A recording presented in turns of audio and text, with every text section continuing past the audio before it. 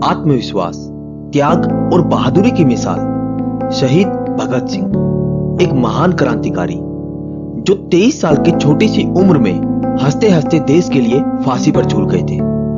दोस्तों, इतना तो हम सब जानते ही हैं, लेकिन भगत सिंह के जीवन और मृत्यु से जुड़ी कुछ ऐसी बातें मैं आज आपको इस वीडियो में बताऊंगा, जिनमें से कुछ बातें शायद ही आपने पहले कभी सुनी होंगी।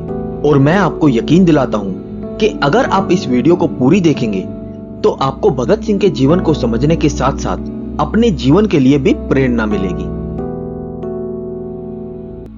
नमस्कार दोस्तों, मेरा नाम है ध्रुव और आप देख रहे हैं दी ऑसम वर्ल्ड। दोस्तों, आगे बढ़ने से पहले मैं रिक्वेस्ट करूंगा कि अगर आपने हमारा चैनल अभी तक सब्सक्राइब नहीं किया है तो प्लीज इसे सब्सक्राइब कर लीजिए और इसके साथ वाले बेल आइकन पर क्लिक जरूर कीजिए, जिससे कि आपको हमारी आने वाली सारी वीडियोस के नोटिफिकेशन मिल जाएंगे। 28 सितंबर 1907। दोस्तों, ये बात है आज से करीब 110 साल पहले की, जब भारत और पाकिस्तान का बंटवारा नहीं हुआ था। यानी पाकिस्तान और भारत एक ही देश था, जिसे अंग्रेजों ने अपना गुलाम बनाया हुआ था।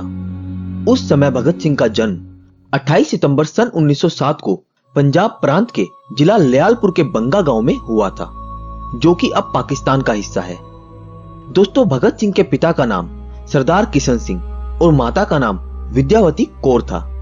भगत सिंह के पिता और चाचा अजीत सिंह भी एक सक्रिय स्वतंत्रता सेनानी थे। भगत सिंह के परिवार के सभी लोग बड़े वीर और साहसी थे।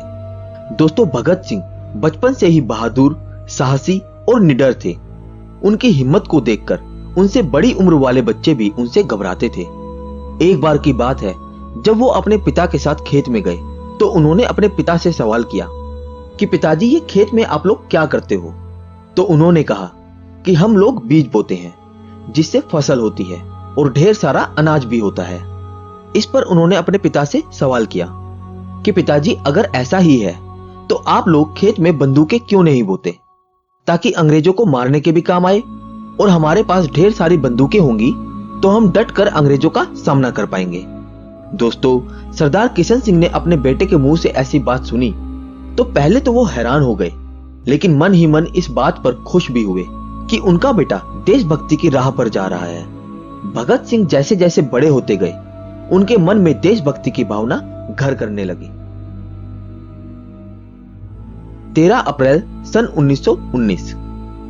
दोस्तों, ये वो दिन था जिस दिन कुछ ऐसा हुआ जिसने भगत सिंह के दिल और आत्मा को झंझोड़ कर रख दिया और उनके मन में अंग्रेजी हुकूमत के खिलाफ आक्रोश भर दिया, क्योंकि इस दिन भारत के इतिहास का सबसे क्रूर नरसंहार हुआ था।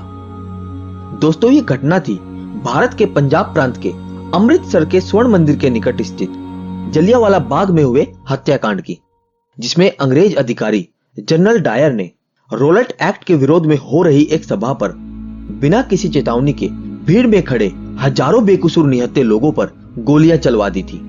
और दोस्तों, इस घटना में अनाधिकारिक आंकड़ों के अनुसार 1000 से भी ज्यादा लोग मारे गए थे। और जब भगत सिंह ने इस घटना के बारे में सुना तो वो लगभग 20 किलोमीटर पैदल चलकर घटना वाली जगह पर पहुंच गए। और वहां पहुंचकर जो उन्होंने देखा वो बहुत ही दर्दनाक था। और उस दिन से उन्होंने उन सब शहीदों का बदला लेने की ठान ली और खून से सनी हुई मट्टी मुट्ठी में भरकर घर लेकर आए। और दोस्तों, उस समय उनकी उम्र सिर्फ 12 साल की थी। 1 अगस्त 1920। दोस्तों, ये वो तारीख है जब महात्मा गांधी ने असहयोग आंदोलन शुरू किया था, जिसके अनुसार उन्होंने कहा कि कोई भी हिंदुस्तानी ब्रिटिश सरकार का साथ ना दे, हर सरकारी नौकर नौकरियां छोड़ दे, मजदूर फैक्ट्रियों से निकल आए, बच्चे सरकारी स्कूलों में जाना बंद कर दें, कोई किसी तरह का टैक्स ना दे, सारे विदेशी कपड़े जला दो। दोस्तों, इसके पीछे उनका मकसद था कि ब्रिटिश सरकार का भारत में सारा कामकाज रुक जाए। उन्होंने लोगों को विश्वास दिलाया कि अगर सब लोगों ने मिलकर ऐसा किया तो भारत को 1 साल के अंदर अंदर आजादी मिल जाएगी। दोस्तों, भगत सिंह के परिवार के लोग महात्मा गांधी के विचारों से बहुत प्रेरित थे। वो साथ ही भारतीय राष्ट्रीय कांग्रेस और उनके असहयोग आंदोलन का भी समर्थन करते थे। और दोस्तों, बहुत छोटी उम्र में ही भगत सिंह महात्मा गांधी जी के असहयोग आंदोलन से जुड़ गए और बढ़ चढ़कर उसमें हिस्सा लिया और यहाँ तक कि उन्होंने गांधी जी की मांगों का साथ देते हुए ब्रिटिश सरकार के द्वारा प्रायोजित पुस्तकों को भी जला दिया था। 5 फरवरी सन 1922। दोस्तों, फिर एक दिन 5 फरवरी 1922 को गोरखपुर जिले के चोरी चौरा नामक स्थान पर पुलिस ने जबरन एक जुलूस को रोकना चाहा, जिसके फलस्वरूप जनता ने क्रोध में आकर थाने में आग लगा दी, जिसमें एक थानेदार और 21 सिपाहियों की मृत्यु हो गई। और दोस्तों, इस घटना से गांधी जी स्तब्ध रह गए और इस बात से नाराज होकर गांधी जी ने अपना असहयोग आंदोलन ये कहकर वापस ले लिया कि स्वतंत्रता के लिए अभी हमारा देश पूरी तरह से तैयार नहीं है। दोस्तों, गांधी जी के असहयोग आंदोलन को रद्द कर देने के कारण भगत सिंह के मन में गांधी जी के प्रति रोष उत्पन्न हो गया, लेकिन पूरे राष्ट्र की तरह वो भी महात्मा गांधी का सम्मान करते थे। मगर उन्होंने गांधी जी के अहिंसात्मक आंदोलन की जगह हिंसात्मक क्रांति का मार्ग अपनाना अनुचित समझा। उन्होंने जुलूसों में भाग लेना प्रारंभ किया तथा कई क्रांतिकारी दलों के सदस्य बने। उनके दल के प्रमुख क्रांतिकारियों में चंद्रशेखर आजाद, सुखदेव, राजगुरु इत्यादि थे। 9 अगस्त 1925। दोस्तों, 9 अगस्त 1925 को भारतीय स्वतंत्रता संग्राम के क्रांतिकारियों द्वारा ब्रिटिश राज के विरुद्ध भयंकर युद्ध छेड़ने के इरादे से हथियार खरीदने के लिए ब्रिटिश सरकार का ही खजाना लूट लेने की एक ऐतिहासिक घटना हुई थी, जिसको आज हम काकोरी कांड के नाम से जानते हैं। दोस्तों, काकोरी कांड में पकड़े गए क्रांतिकारियों में से 4 क्रांतिकारियों को फांसी व 16 अन्य क्रांतिकारियों को 4 साल से लेकर आजीवन कारावास की सजा सुनाई गई। और इस बात से भगत सिंह इतने अधिक क्रोधित हुए कि उन्होंने 1928 में अपनी पार्टी नौजवान भारत सभा का हिंदुस्तान रिपब्लिकन एसोसिएशन में विलय कर दिया और उसे एक नया नाम दिया, हिंदुस्तान सोशलिस्ट रिपब्लिकन एसोसिएशन। 30 अक्टूबर 1928। दोस्तों, 1928 वही साल था जिसमें साइमन कमीशन के बहिष्कार के लिए भयानक प्रदर्शन हुए। 30 अक्टूबर 1928 को इन्होंने लाहौर में साइमन कमीशन के विरुद्ध एक विशाल प्रदर्शन में हिस्सा लिया, जिसके दौरान हुए लाठीचार्ज में लाला लाजपत राय जी बुरी तरह से घायल हो गए। दोस्तों, उस समय लाला लाजपत राय जी ने कहा था, मेरे शरीर पर पड़ी एक एक लाठी ब्रिटिश सरकार के ताबूत में एक एक कील का काम करेगी। 17 नवंबर 1928। दोस्तों, 17 नवंबर 1928 को इन्हीं चोटों की वजह से लाला लाजपत राय जी का देहांत हो गया। और दोस्तों, लाला लाजपत राय जी की मृत्यु होने से पूरा देश गम में डूब गया। लेकिन भगत सिंह और उनके साथियों ने अंग्रेजी सरकार को सबक सिखाने के लिए स्कॉट को मारने की योजना बनाई, जो कि ब्रिटिश सुपरिटेंडेंट ऑफ पुलिस था। 17 दिसंबर 1928। दोस्तों, 17 दिसंबर 1928 को करीब 4:15 बजे लाहौर कोतवाली पर भगत सिंह, राजगुरु, जयगोपाल और चंद्रशेखर आजाद तैनात हुए और स्कॉट की जगह सॉन्डर्स को देखकर उसे मारने के लिए आगे बढ़ गए, क्योंकि सॉन्डर्स भी उसी जालिम हुकूमत का एक नुमाइंदा था। और फिर भगत सिंह तथा राजगुरु ने मिलकर सॉन्डर्स को गोली मारकर हत्या कर दी और वहां से भाग निकले। और इस तरह से इन लोगों ने लाला लाजपत राय जी की मौत का बदला ले लिया। और दोस्तों, ये वही घटना थी जिसके बाद भगत सिंह ने अपने बाल और दाढ़ी भी काट लिए थे ताकि उनको कोई पहचान ना पाए। 8 अप्रैल 1929। दोस्तों, ब्रिटिश सरकार को भारत के आम आदमी, मजदूर, छोटे व्यवसायी और गरीब लोगों के दुख और तकलीफों से कोई लेना देना नहीं था। उनका मकसद सिर्फ भारत देश को लूटना और भारत पर शासन करना था। अपने इसी नापाक इरादे के साथ ब्रिटिश सरकार मजदूर विरोधी बिल पारित करवाना चाहती थी, लेकिन भगत सिंह, चंद्रशेखर और उनके दल को यह मंजूर नहीं था कि देश के आम इंसान, जिनकी हालत पहले से ही गुलामी के कारण बहुत खराब थी, वो और खराब हो जाए। और इसी बिल पर विरोध जताने के लिए भगत सिंह और उनके साथी बटुकेश्वर दत्त ने दिल्ली की केंद्रीय असेंबली में 8 अप्रैल 1929 को बम फेंके। दोस्तों, वहां बम फेंकने का मकसद किसी की जान लेना नहीं था, बल्कि ब्रिटिश सरकार को अपनी बेखबरी भरी गहरी नींद से जगाना और बिल के खिलाफ विरोध जताना था। और इसीलिए असेंबली में फेंके गए बम बड़ी सावधानी से खाली जगह का चुनाव करके फेंके गए थे और उन बमों में कोई जानलेवा विस्फोटक नहीं इस्तेमाल किए गए थे। बम फेंकने के बाद भगत सिंह और उनके साथी बटुकेश्वर दत्त ने इनकलाब जिंदाबाद के नारे लगाते हुए स्वयं अपनी गिरफ्तारी दी, क्योंकि दोस्तों भगत सिंह ने दृढ़ निश्चय कर लिया था कि उनका जीवन इतना जरूरी नहीं है जितना कि अंग्रेजों के भारतीयों पर किए जा रहे अत्याचारों को विश्व के सामने लाना। दोस्तों गिरफ्तार होने के बाद भगत सिंह और बटुकेश्वर दत्त को जिस जेल में रखा गया, वहां भगत सिंह ने देखा कि वहां रखे गए अंग्रेज और भारतीय कैदियों में बहुत भेदभाव किया जा रहा है। भारतीय कैदियों के लिए वहां सब कुछ बहुत दुखदाई था। जेल प्रशासन द्वारा उपलब्ध कराई गई वर्दियां बरसों से नहीं बदली गई थी। रसोई क्षेत्र और भोजन चूहे और कॉकरोचों से भरा रहता था। पढ़ने और लिखने के लिए अखबार या कागज पेन आदि नहीं दिया जाता था, जबकि उसी जेल में अंग्रेज कैदियों को सारी सुविधाएं उपलब्ध थी। यह देखकर भगत सिंह ने कहा कि कानून सबके लिए एक है, और उन्होंने ये निर्णय ले लिया कि जब तक उनके साथ इंसानों जैसा व्यवहार नहीं किया जाता, खाने लायक खाना, साफ सुथरे कपड़े, पढ़ने के लिए किताबें और अखबार, लिखने के लिए कागज और पेन नहीं दिया जाता, वो खाना नहीं खाएंगे। जून 1929। दोस्तों यहां से सफर शुरू होता है उनकी भूख हड़ताल का, जिसमें बटुकेश्वर दत्त ने भी उनका साथ दिया। दोस्तों उनकी भूख हड़ताल तुड़वाने के लिए अंग्रेज अफसरों ने उन पर ऐसे जुर्म ढाए जिसकी कल्पना करके भी रूह कांप जाए। उन्हें घंटों तक बर्फ की सिल्लियों पर लेटाकर कोड़ों से पीटा जाता।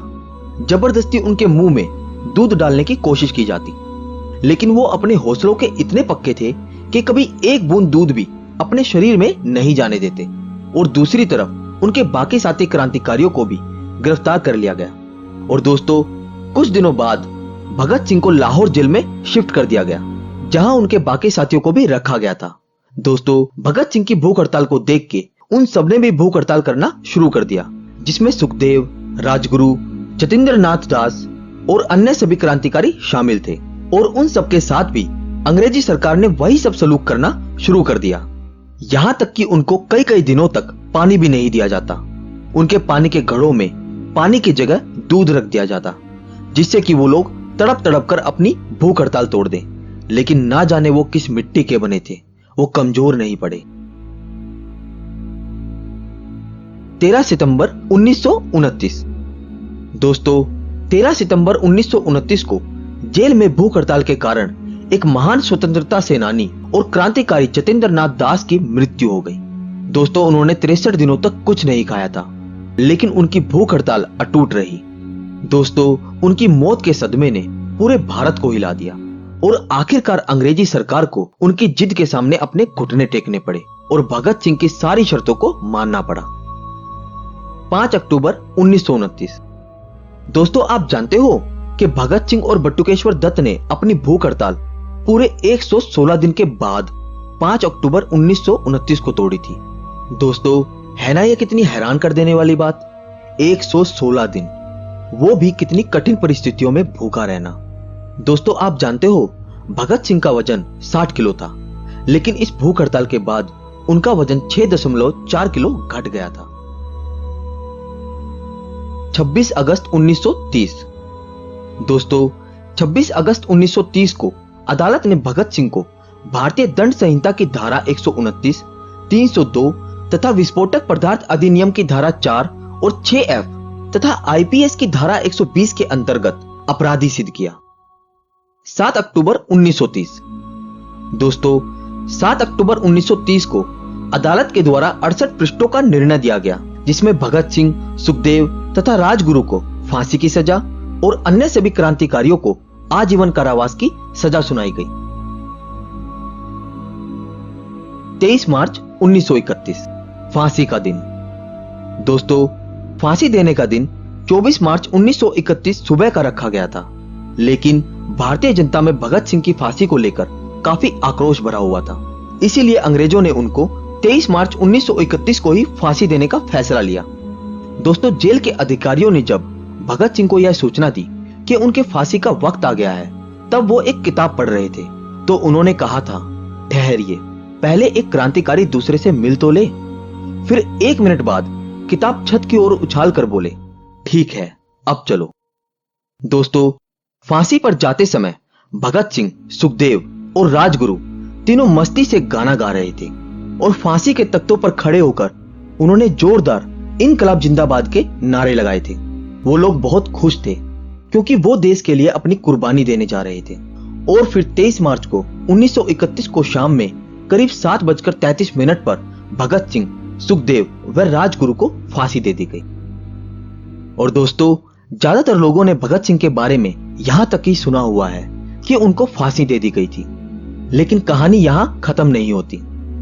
फांसी के बाद कहीं कोई आंदोलन न भड़क जाए, इसके डर से अंग्रेजों ने पहले जेल के पीछे की दीवार तोड़ी और इनके मृतक शरीर के कुल्हाड़ियों से टुकड़े किए और फिर इन्हें बोरियों में भरकर पीछे के रास्ते से फिरोजपुर की ओर ले जाया गया, जहां मिट्टी का तेल डालकर इनके पार्थिव शरीर को जलाया जाने लगा।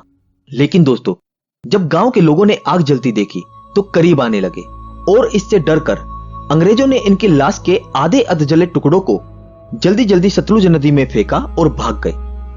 जब गांव वाले पास आए तब उन्होंने इनके मृतक शरीर के टुकड़ों को एकत्रित कर विधिवत दाह संस्कार किया और भगत सिंह, सुखदेव व राजगुरु हमेशा के लिए अमर हो गए। दोस्तों, जरा सोचिए कि जिस आजाद देश की सुरक्षित हवा में आज हम सांस ले रहे हैं, उसके लिए इन सपूतों ने कितनी बड़ी कुर्बानी दी है। आज जब मैं शहीद भगत सिंह और उनके साथियों के देश की आजादी के लिए किए गए संघर्ष और उन पर हुए अमानवीय अत्याचार की इस सच्ची कहानी पर यह वीडियो बना रहा हूं, तो लगता है कितने महान थे वो लोग जिन्होंने देश के लिए हंसते हंसते अपनी जान कुर्बान कर दी, और कितने महान हैं वो लोग जो आज भी देश की रक्षा करने के लिए बॉर्डर पर खड़े रहते हैं और वक्त आने पर हमारे लिए, हमारे देश के लिए शहीद हो जाते हैं। तो दोस्तों, आज मैं आपसे ये आग्रह करता हूं कि आप हमेशा सम्मान करें, एक तो उनका जो देश की रक्षा करते हैं और एक उनका जो देश के लिए शहीद हुए हैं। दोस्तों, आज के लिए बस इतना ही, और ये चैनल अभी नया है तो इसे सब्सक्राइब जरूर कर लीजिए। और अगर आप जानना चाहते हैं थॉमस अल्वा एडिसन के बारे में, तो हमारी इससे पहली वीडियो जरूर देखिए, जिसका लिंक आपको ऊपर एंड स्क्रीन पे और नीचे डिस्क्रिप्शन में मिल जाएगा। दोस्तों, अगर आपको वीडियो अच्छी लगी तो इसे लाइक और शेयर करना ना भूलें। Thanks for watching.